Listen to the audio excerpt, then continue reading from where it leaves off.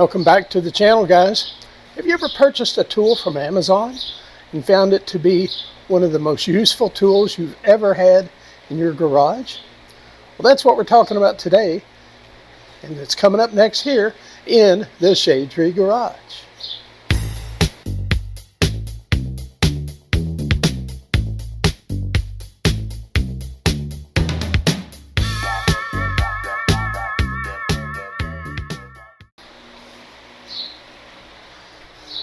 Alright guys, I'm under the hood of my 55 Chevy two-door wagon looking down at my new valve covers.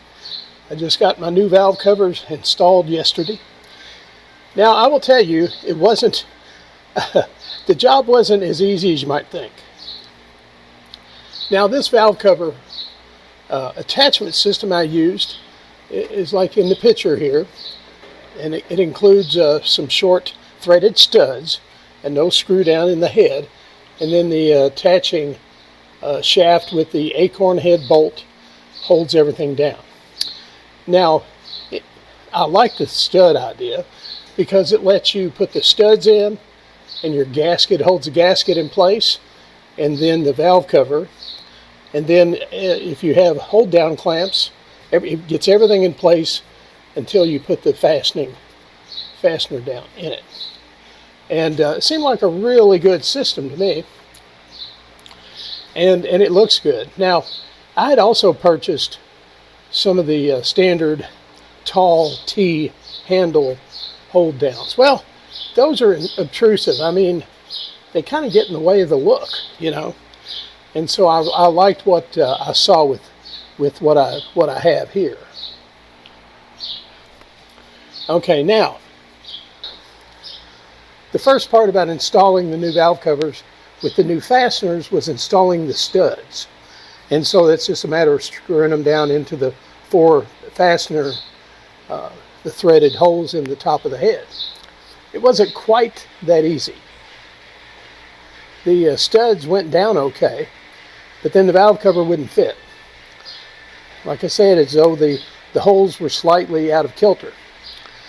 And so I'm struggling with it, trying to get the valve cover secured, seated on all four studs. Having a little trouble with it. So I unscrew one of the studs, trying to hope it gives a little more wiggle room to get it down. Well, I pulled the valve cover off and inadvertently unscrewed one of the studs and dropped it. And I thought it had dropped on the intake. Well, no.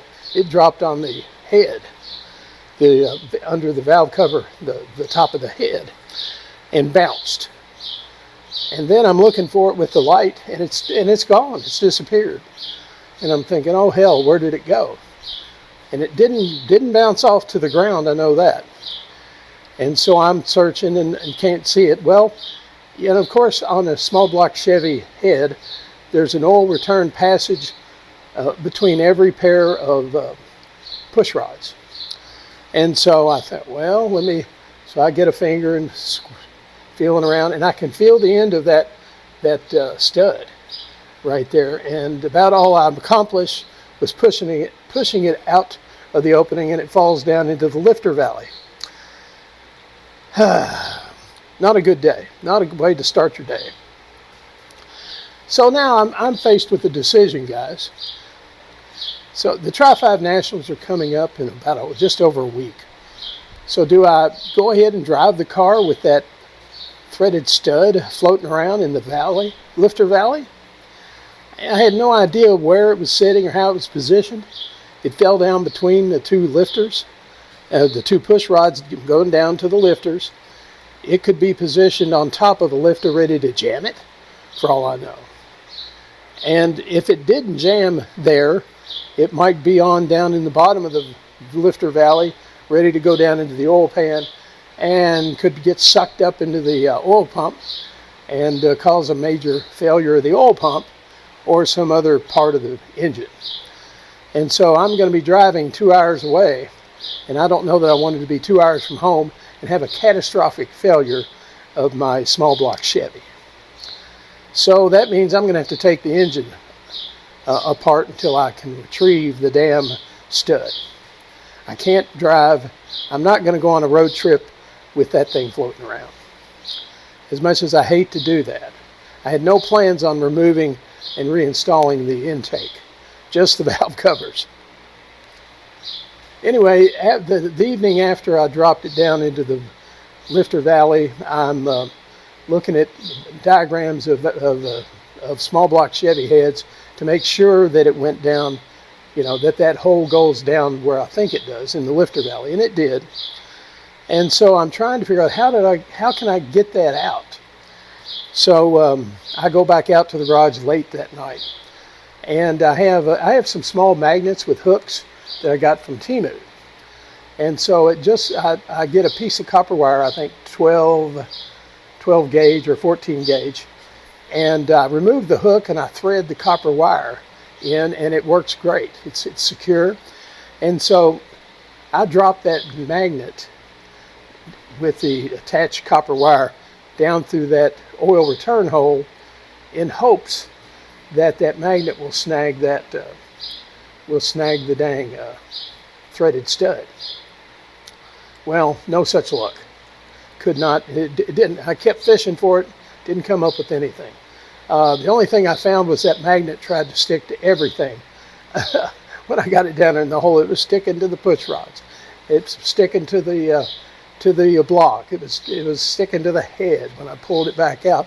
And in fact, I was afraid that I was going to lose the magnet off the end of it, and then I'd be have more reason to tear the engine apart. So what did I do? I'm looking on Amazon, and I'm thinking, if you've ever had a colonoscopy, you know what it's like to have a camera looking at your internals. Well, that's exactly what I thought I needed to take a look inside my small block Chevy. And so I could get one overnight. And that's exactly what I did. I ordered it Saturday night. It showed up Sunday morning. And so, and I've never used anything like this, and I'm thinking, well, anyway, maybe it'll help. Maybe I can make it work. And so I hooked it up to my phone, and so I was able to put it down into the oil return hole there between the two push rods. And damned if I didn't find the threaded stud down at the bottom of the valley, just leaning up against one of the bosses for the lifter. And of course I couldn't get it out, but I knew where it was. And so then again, a decision time. Do I wait? Do I just let it go? Is it going to stay there? Is it going to move? Is it going to wind up someplace I don't want it and cause a mass issue with the engine? Well, and then I decided it really needs to come out. So I know where it's at. All I need to do is remove the intake, and I can get to it. So I decided that was my next course of action. So anyway, I'm taking a break, and I'm like, well, I finally get the instructions out for it's called an endoscope, by the way.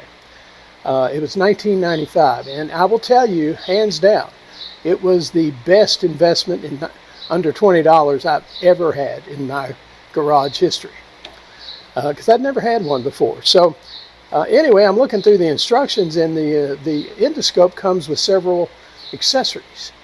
One of them is just a straight wire probe.